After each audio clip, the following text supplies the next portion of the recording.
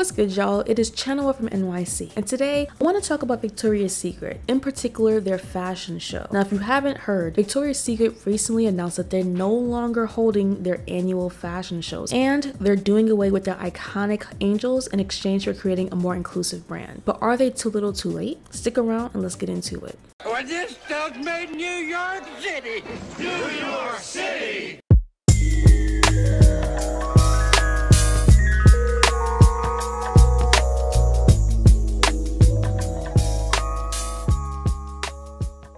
So let's take it back real quick. Victoria's Secret was created in the late 70s by Roy Raymond and his wife. He came up with the idea after being unimpressed with the lingerie selection at his local department store when shopping for his wife. Hey! What is this, honey?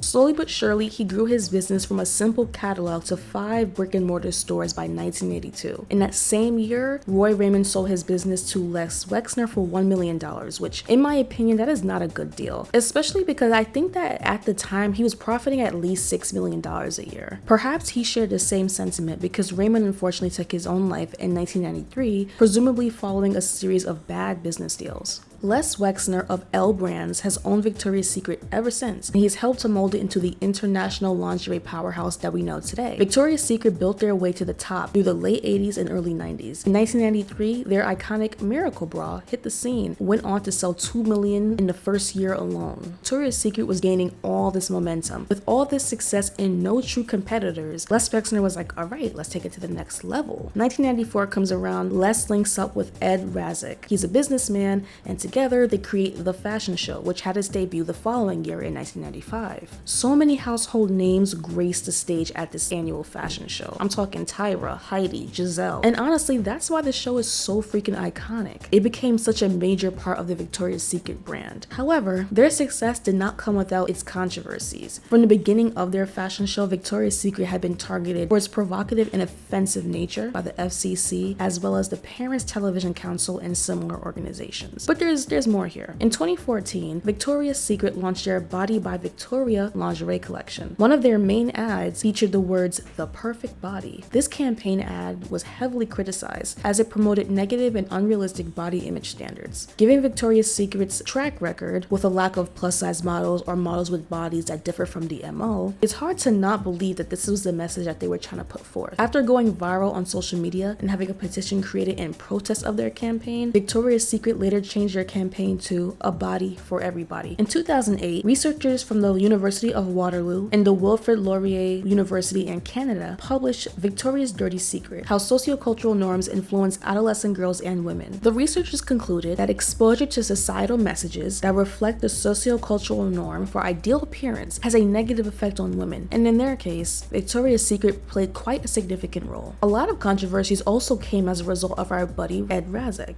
Remember the guy who linked up with Leslie Wexner to create the fashion show? So back in 2018, during a Vogue interview, Ed Razek shared his thoughts on including transgender women and plus-size women in their fashion shows. In his words, he said, "It's like, why doesn't your show do this? Shouldn't you have transgender people in the show?"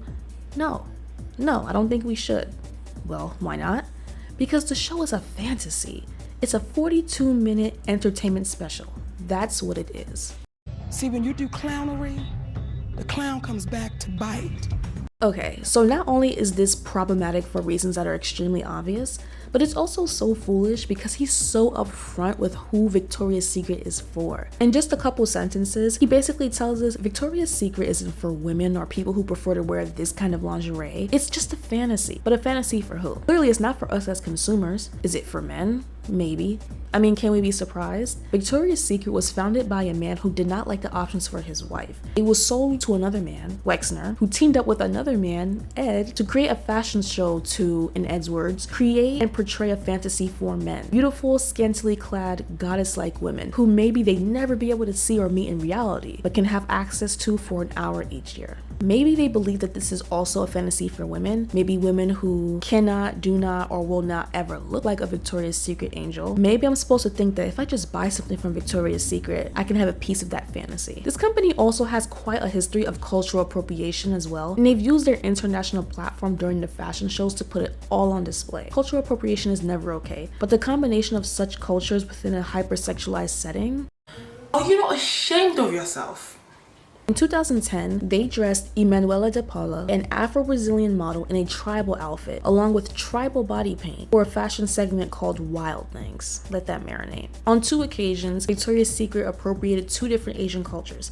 In 2012, they advertised a sale with the tagline, "Go East," and included a sexy little geisha teddy lingerie set in an extremely horrible attempt to honor Japanese culture. In 2016, they were accused of culturally appropriating both Chinese and Mexican culture. And what's very strange to me is that they claimed that by including aspects of Chinese culture, as well as featuring 2 Chinese models, they were appealing to potential new Chinese consumers. This is because the following year, the 2017 show was held in Shanghai, so they were just trying to attract that Chinese base in advance. But my thing is, like, did y'all have any Chinese people involved at all? The planning process, designing, logistics, anything? Like, why did y'all just think this would be a good idea? In 2012, model Carly Claus wore an outfit to represent November during the Calendar Girls fashion segment during the 2012 fashion show. They had a shorty out here in a Native American headdress and a bikini. They received plenty of outrage, especially from the Native American community. They later cut her segment from the official broadcast, but clearly they only did that because of the response and not because they were actually taking accountability. In 2017, they did the same thing again, appropriating Native American and Native African cultures during their nomadic adventure segment. Victoria's Secret has also had issues when it comes to manufacturing. They've been accused of using child labor to produce cotton for its garments, particularly in the West African country of Burkina Faso. Originally, the deal was made between the company and the nation under the guise of fair trade and for the benefit of women and children, but it was found that they were doing anything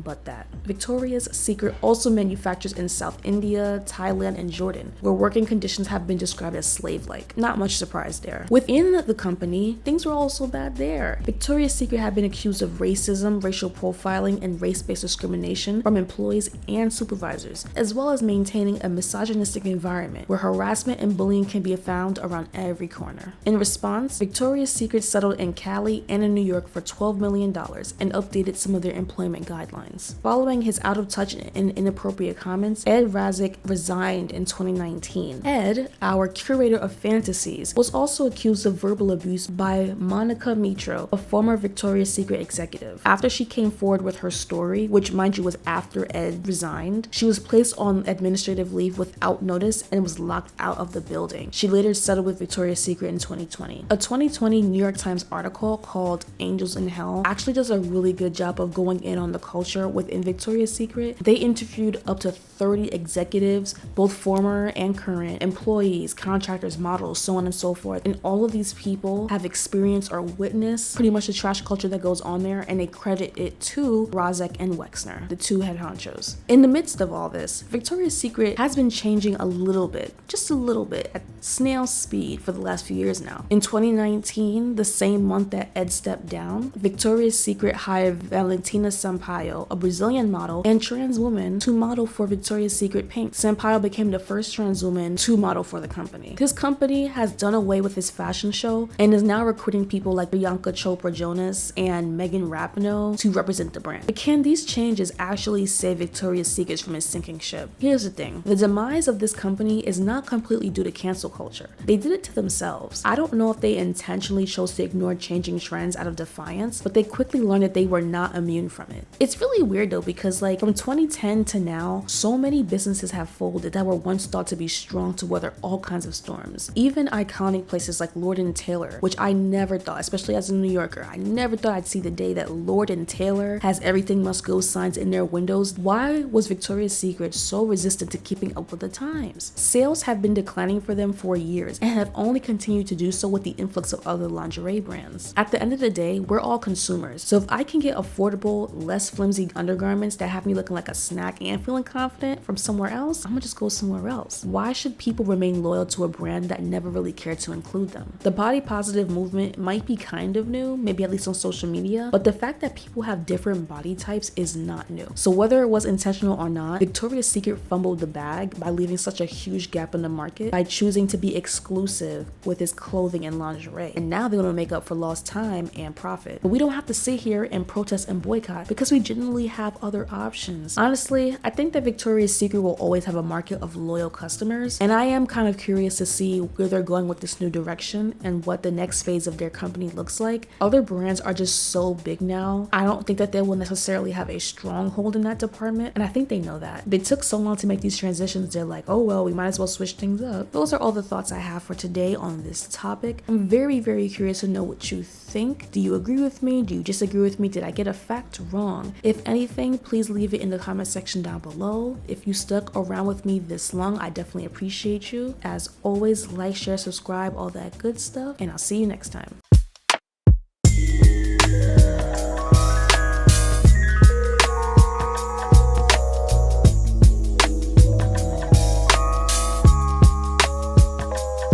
All right, say bye to the people. Bye to the people.